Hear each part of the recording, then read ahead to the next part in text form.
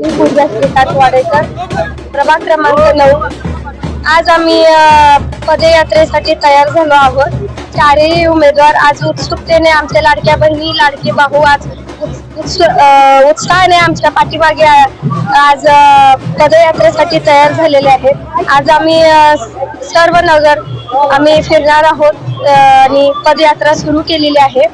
आजचा रिस्पॉन्स खूप छान मिळाला आहे आम्हाला आणि आम्ही बहुमताने विजयी होऊ अशी आम्हाला असं वाटत आहे आम्हाला।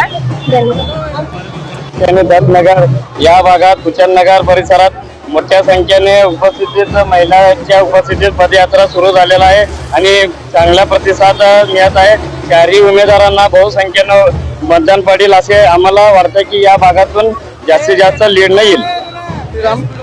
आज सकाळी आम्ही 10 वाजल्यापासून आमच्या या दाजीपेठ भागातून पूर्ण परिसर शहर मध्यतील परिसरात त्या भागात आम्ही मोठी पदयात्रा आयोजित केला होता। त्या पदयात्रेत असंख्य आमचे लाडके बहीण, आमचे ज्येष्ठ नेते, ज्येष्ठ कार्यकर्ते, आमचे सगळे या भागातील प्रमुख भाजपचे कार्यकर्ते आणि या भागातील नागरिक गेल्या अनेक दिवसापासून आमच्या सोबत फिरत आहेत। आम्ही सगळीकडे घरोघरी जाऊन आम्ही भाजपचा प्रचार केलेला आहे। त्याचा अतिशय उत्तम प्रतिसाद म्हणून आज रॅलीमध्ये तो रूपांतर होत आहे। कालच आदरणीय महाराष्ट्र राज्याचे मुख्यमंत्री साहेब सोलापूरात आले होते। लाडकी बहिणीची योजना सोबतच लाडकी लखपती योजना सुद्धा त्यांनी काल जाहीर केली आणि त्याचा लाभ निश्चितच आमच्या लाडकी बहिणींना होणार आहे। अतिशय आनंद होत आहे की अनेक कार्यकर्ते आमच्या सोबत आहेत आणि जे जे इच्छुक उमेदवारीसाठी अर्ज केले होते आपल्या प्रभागात ते सगळे पदाधिकारी कार्यकर्ते गेल्या अनेक दिवसापासून आमच्या सोबत आहेत आणि आम्हाला भरघोस मताने निवडून देण्यासाठी त्यांनी रात्रंदिवस मेहनत करत आहेत। मी सर्व कार्यकर्त्यांचा पदाधिकाऱ्यांचा मी शतशः ऋणी आहे की तुम्ही सगळेजण आज आमच्या सोबत आहात।